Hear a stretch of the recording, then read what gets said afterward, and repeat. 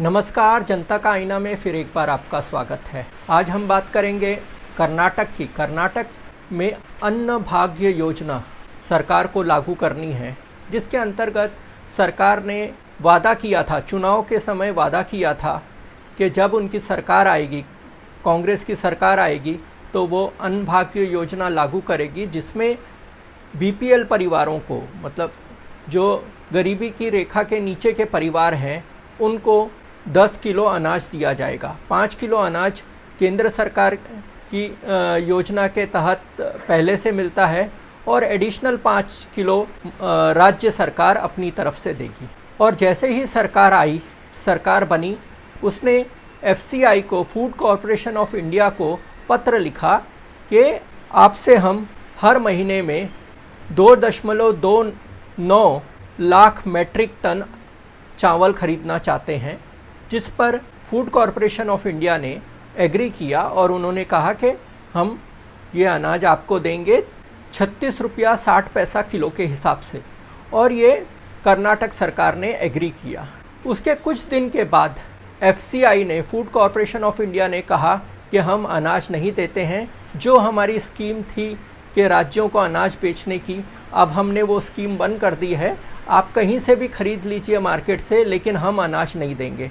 और ये अचानक उन्होंने फैसला कर लिया। अब इस पर पूरा हंगामा मचा हुआ है। राज्य सरकार का ये साफ कहना है कि कर्नाटक सरकार को अपनी योजना को लागू करने से रोकने के लिए जानबूझकर केंद्र सरकार ने ये फैसला किया कि वो अनाज नहीं बेचेगी। और आखिर क्यों नहीं बेचेगी? केंद्र को ज़रूरत होती है हर साल 136 लाख मैट्रिक टन की, और केंद्र सरकार के पास 262 मैट्रिक टन अनाज पड़ा हुआ है।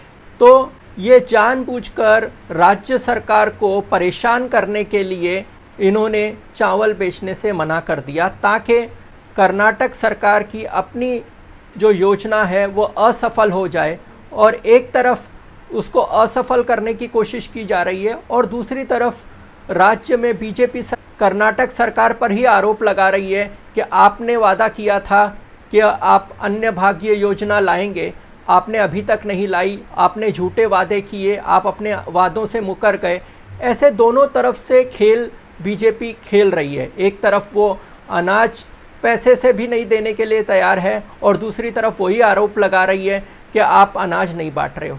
तो ऐसी परिस्थिति में कर्नाटक सरकार को केंद्र सरकार ने पहुंचा दिया।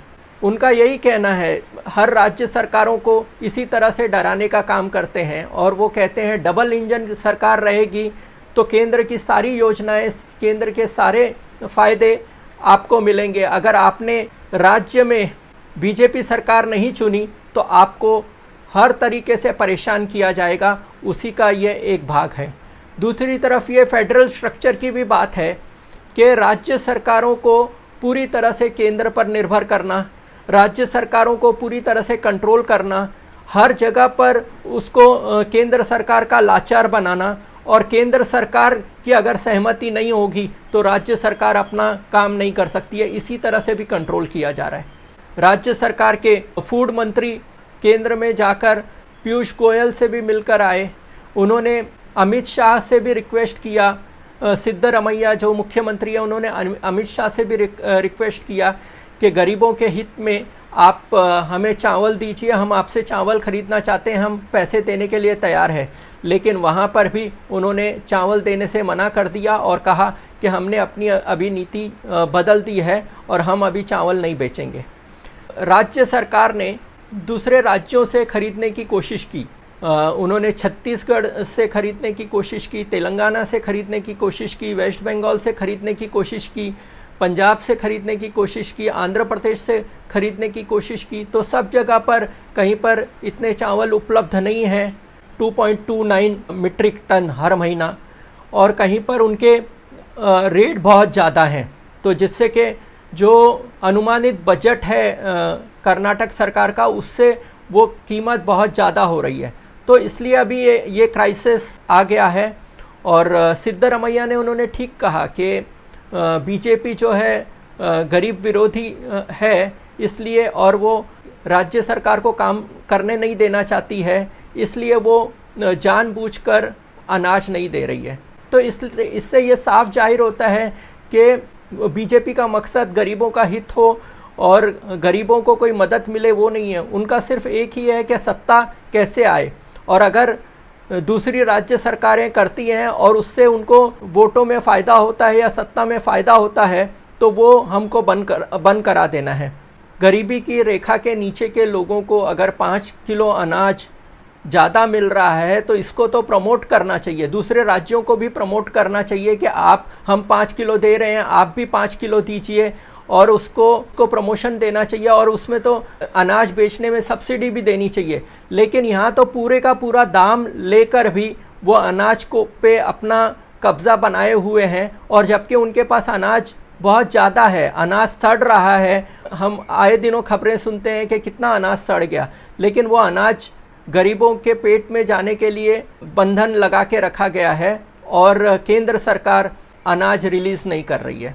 कृषि जो है, अगर राज्य का मुद्दा है तो फिर राज्य में ही पूरा अनाज होना चाहिए, और दूसरी तरफ ये जो अनाज है उस पे पूरा एक अधिकार और कंट्रोल रखकर केंद्र सरकार पूरे मार्केट में जितना भी अनाज है वो अपने नियंत्रण में रखकर भाव बढ़ाने की कोशिश कर रही है।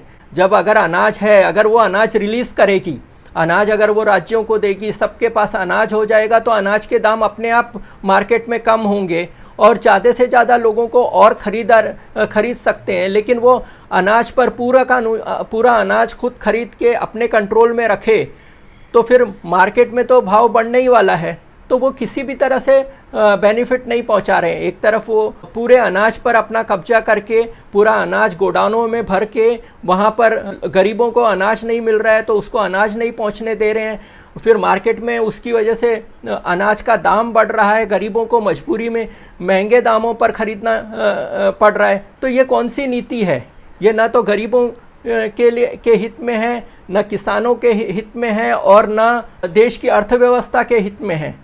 सिर्फ हर चीज़ राजनीति करना, हर चीज़ पर राजनीति करके कोई दूसरा काम कर ही नहीं सकता है। अभी देश में ऐसा हालत कर दिया है इन्होंने कि बीजेपी सरकार के अलावा कोई भी राज्य सरकार काम ही नहीं कर पाए और उनको किसी न किसी तरीके से उनके कामों में बाधा पहुंचाए। अभी शक्ति स्कीम थी जो जैसे ही कर्नाटक सरकार आई उन्होंने महिलाओं के लिए बस फ्री कर दी, उसकी वजह से महिलाओं के बस में यात्रा करने की संख्या बढ़ गई। उनको सचमुच में उनको एक शक्ति मिली कि महिलाएं जो कल तक कहीं बाहर निकलने से हिचकिचाती थी पैसे के कारण, आज वो बाहर निकलने लगी है। इसलिए राज्य सरकारों को काम करने के लिए बाधाएं लाना और हर उनके कामों में रोड़े अटकाना, हर एक उनके कामों को करने नहीं देना, तो ये तानाशाही है, नहीं है तो और क्या है। अमेरिका में जाके और बोलते हैं कि हमारे डीएनए में लोकतंत्र है, तो लोकतंत्र है तो लोकतंत्र में हर राज्य सरकारों को उसका काम, उसकी स्कीम, उसकी योजनाएं लागू करने देना, ये एक लोकतंत्र का हिस्सा है। हमारा देश यूनियन ऑफ स्टेट्स है, राज्यों के अपने अधिकार हैं, केंद्र के अपने अधिकार हैं, तो केंद्र राज्यों के अधिकारों पर अतिक्रमण करके उनको काम न करने देना ये लोकतंत्र के खिलाफ है। और मोदी किसी भी राज्य में किसी भी विरोधी पक्ष को सहन नहीं करना चाहते हैं। आज हम लोग इमरजेंसी की बात करते हैं तो ये आज अनडिक्लेयर्ड इमरजेंसी है, आपातकाल है, और इसका जवाब कर्नाटक की भी जनता देगी और देश की भी जनता ज़रूर देगी। धन्यवाद। ये वीडियो कैसा लगा आप कमेंट्स बॉक्स में ज़रूर लिखिए और देखते रहिए जनता का आईना। ये वीडियो अच्छा लगा तो लाइक कीजिए, शेयर कीजिए और जनता का आईना के पेज पर जाकर जॉइन बटन दबाइए और हमें आर्थिक मदद भी कीजिए। धन्यवाद। देखते रहिए जनता का आईना।